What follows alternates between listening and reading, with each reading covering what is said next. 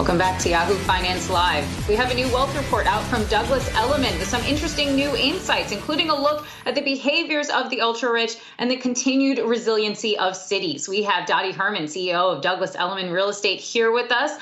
So, Dottie, looking at this report, wondering why we need to pay more attention to the behaviors of the ultra-high net worth individuals. How does that help or even shape, policies in our look at economic trends?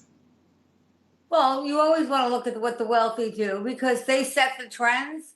And I've always learned in my life, follow what those people do that know how to make money. And obviously through the pandemic, every sector of real estate did well, but the ultra wealthy, and let's call it the one percenters across the country and across Europe, and that is basically the top 1%, which varies state by state and country by country, depending on their cost of living. But the one percenters did great. They left the cities, the coastal cities. They moved to areas that had mountains and that had water and space, and they looked for lifestyle and health and wellness. And we had the birth of what we call the co-residencies, where they actually had that second or third home as part of it was just like their first home. And they are buying real estate like never before, although, as I said, every sector is buying real estate. But the wealthy are taking advantage of buying all over. It has been lots domestic in the beginning because we had restrictions across the country. But I'm glad to say that New York and I think 8 other cities in the U.S. are the top places for people to want to put their wealth. Actually, New York always competed with London as one of the top 2 places for wealthy people to put their money. And New York, despite everything that went on there and as badly as we got hit, people that are savvy, people that's smart, know it's remained the capital of the world, which it is. And now is an opportunity of a lifetime. They're buying buildings, they're buying properties, because very rarely in New York, and again, the prices still compared to every place else are still high, but this is one of the few opportunities you have in New York City to buy something at cheaper than usual. But again, they're not giving anything away. So it's very exciting to see, and I think that most of the wealthy, I think if you check 90%, 80% of the people that are ultra wealthy made a lot of it in real estate. And that's the number one thing they are buying. They're buying real estate, commercial and residential. They're buying art. They're spending money on, pools and air systems and gyms. And they are buying multiple houses. Hey, Dottie, Dottie, let me jump in there and focus a little bit more on New York City, because a lot of folks were talking about how it's going to be down and out.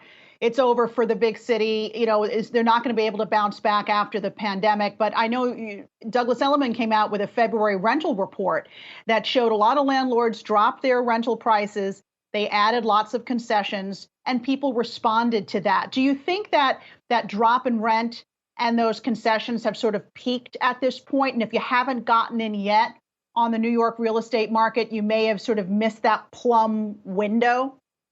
I think you have a teeny bit more of a window. But let me say this. Right before the pandemic, New York City had reached pretty much its peak at the very high end. I mean, it had gone as far up as it was going to go, and it kind of was staying there, it's stagnant. So this pandemic, with prices a little bit lower and people seeing opportunities because they believe in New York. And by the way, I've been to New York. I mean, I live there. I've been back and forth. And actually, when I got to Palm Beach, I was bombarded with people saying, Dottie, should I buy? And they might buy a place here, but as it turns out, people who are New Yorkers, there is no place like New York, and all are returning. But they might return differently. And because of remote, they'll be able to live in co-residencies. That's why 2 homes not two vacation homes, two homes where you live in are going to be very popular. The wealthy millennials, their starter homes are over $1 million, and they're buying in cities like Aspen and Houston and Austin, and places that are smaller cities, a little bit more affordable, but have all the amenities. So then, Dottie, a quick question for you then. When do you think New York will return to what it used to be, you know, to its former glory? Or do you think it never will? It'll remain changed forever? I'm not somebody that wants to say, let's look at what it was, because I just don't think you look back. I think you look forward. I lived through 9/11. I looked forward.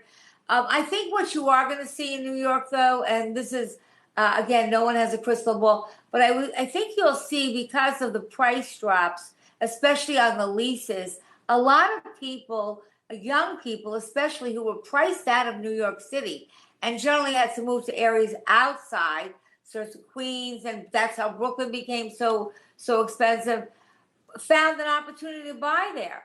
And in my opinion, you're getting young people back. I think it'll become a little bit more edgy again. And I think that it's actually great to see that, because it was really getting to a point where you were either priced out or you had money. And I think it'll be a little bit more well-rounded. It'll come back younger. I think it'll come back a little edgier, which I thought we kind of lost a little bit of the edge. It got very suburbanish. But I do think it's back. I mean, I think that if you're going to compare it to like before the pandemic, is it quieter? Are there less people there? Yes. And until the vaccine is pretty much, and we have heard mentality, I think people are still going to be very cautious. All right. So then New York will be coming back stronger and edgier. What a great prediction. Dottie Herman, Douglas Elliman Real Estate CEO. Thanks so much for joining us today.